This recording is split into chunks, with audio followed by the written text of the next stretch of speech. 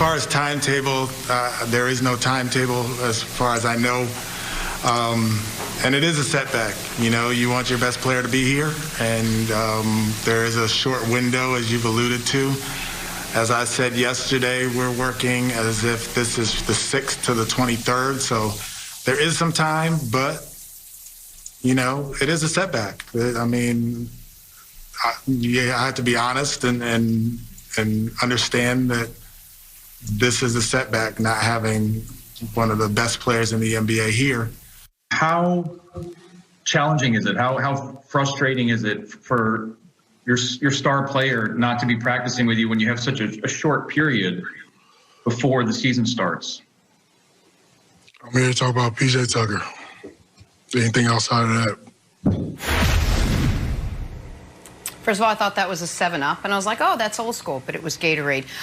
Chris Broussard is joining us now. Broussard, good morning. We should mention all this on the fact that, you know, we're just 2 weeks away, really, from the start of the season. My question to you would be, you know, do the Rockets have to really consider dealing Harden before this situation becomes untenable now?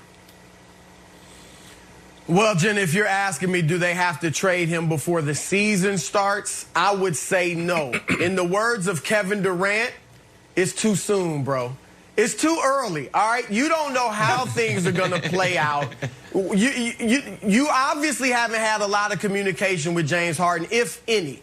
Okay, so you don't know, is he willing to sit out the entire training camp? Is he willing to sit out until the trade deadline or the entire season? You have to find all of that out first. And then secondly, there's other things that need to happen. See what your team looks like if James Harden's not there. How does John Wall, Boogie Cousins, Christian Wood, Eric Gordon, PJ Tucker, how do they mesh together and play under Stephen Silas? That may give you a better idea of what you want back in a trade for James Harden. Then what happens in Brooklyn? What if Kyrie Irving gets hurt? We know he's injury prone. What if it doesn't gel and they look bad? Are they now willing to give up more? What if it does gel and they look terrific and look like, you know what, we shouldn't mess with this. We don't need James Harden. What about Philadelphia? What if Ben Simmons and Joel Embiid don't play well under Doc Rivers? Does Simmons become available at the trade deadline? Does Golden State get involved? Like, there's so many other things that could happen that right now you just need to sit tight, grit your teeth, and it's going to be tough, but you need to fight through this and don't give in just yet. All right, so then, Brandon, let me ask you from a player's perspective, what do you think about the way James is handling, or mishandling this situation? Yeah, Jenna, a lot to unpack here. The business around the NBA player is different than the business around the NFL player. You know, if you really look at it, when you look at the contracts, the guaranteed money, it's just different. The culture around how the NFL player, the NBA player approaches these situations is different. You can say this is unprecedented for an NBA player to hold out. We see this every single year in the National Football League. However, let's talk about legacy. There's a lot to unpack there. Don't have time to do all of that right now. But let's talk about legacy. 20 years from now, let's say he holds out. He gets exactly what he wants. He goes on to Brooklyn. He wins the championship. He has his ring. Will we be talking about James Harden's holdout? Probably not. No. Now, let's fast forward again. Let's stick to the 20-year script. He doesn't hold out. He goes in, be the ultimate pro. He stays in Houston. He doesn't win the championship. 20 years from now, you know what we're going to be talking about? Oh, James Harden, one of the greatest players to never win a championship. He's right there alongside of Charles Barkley. That's what we're going to be talking about, legacy. Yep. Players hear this. That's right. We talk about this all the time. Legacy, legacy, legacy. We break down KD. We break down LeBron. We break down MJ. We break down Kobe. Legacy, legacy, legacy. So what is this player supposed to do? So what I would say is, you know, Charles Barkley, he is the face of it in the NBA. He made his move at 29, and they said it was 2 years too late. our buddy Goodwill over at Yahoo Sports said it was 2 years too late. James Harden is 31. Nick, what do you want him to do? Be a professional, and is what I want him to do. And I want to give a little context here. I don't think there's been anyone on national television that has supported James Harden more than me over the last 5 years. I really believe that. I think he's the 26th greatest player in the history of this great league. I think he is somehow underrated amongst the media as far as how hard it is to do what he does. And I'm a guy who has always supported players versus management. I am here to see the players. I am not here to see the owners or the franchises or the I am here for the players. So it is almost impossible to get me on management's side. But Harden might have done it. And Harden might also have found himself getting his fellow players on management's side. I'm not a journalist, but I occasionally practice a little journalism. And I knew where I wanted to go with this Harden thing last night. So I called a couple agents, texted a couple players. And guess what? Not a single one of them supported him. Because this isn't how professionals act. One of the quotes that was said to me that I think resonates was, big difference between being a professional athlete and being a professional. And in the midst of a pandemic, going on a coast-to-coast tour of clubs, giving Lil Baby $100,000 and being at Dre's till 5 in the morning, while your team is at practice with their brand new head coach. Pardon, Brandon? That's not the discussion. That's not the discussion. And the first thing I'm always going to do is I'm always going to put myself in the player's perspective, because that is the seat that I occupy. That is where my area of expertise come in.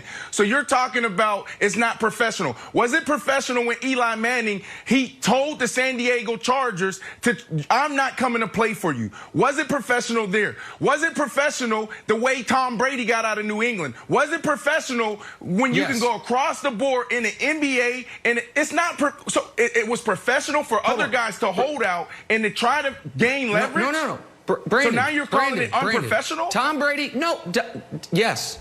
Tom Brady was a free agent. I'm using a bunch of scenarios. Was a free agent I'm using a bunch of scenarios. Okay, this started 2 years. This does not happen, That whole Brandon. Tom Brady thing started 2 years. Brandon, let me explain. The Tom Brady thing started 2 years before he was a free agent. He put his house on the market. Okay. There was a lot of rumblings back and forth. That's fine. This is a big conversation because this dynamic between media and player, it needs to be talked about. Because what we always say is that the player is unprofessional. The player, he needs to go and shut his mouth and go play. Well, and I know the business around the NBA is different. Okay, contracts, guaranteed money. It's different in the NFL. But these owners, they have all the leverage. They can do whatever they want with a player. They can trade, do sign and trades. They can do all these other things. We need to have a fair conversation around the players. And Brandon, with respect, if you let me finish, we will. You can check my record. I argue all of the points you're making all the time. But that does not mean that every situation the player is right. And Harden has somehow found a way to cross my Rubicon, which is 10 miles further than most. I agree with that. Saying this is ridiculous. This is ridiculous. To essentially just hold his own personal wildcat strike in the midst of all of this and then to flaunt it on social media is ridiculous. And I don't think, Wilds, he has as much leverage as he thinks. He absolutely can force his way out of Houston. And Broussard, he can talk about the culture in Houston and leak that. The culture in Houston is James Harden. He's the single most empowered player by an organization across the league. But he can force his way out. But he's not going to be able to pick his destination. And so he's playing a dangerous game here, and I am telling you, it is not something where other players across the league are cheering him on. Other players across the league are rolling their eyes at him because it's James Harden once again doing things differently than even the best players in the league themselves do it, Broussard. Yeah, I agree with you, Nick, for the most part. And here's something you left out as well. The collective bargaining agreement will be up in a couple years, 2022, 23.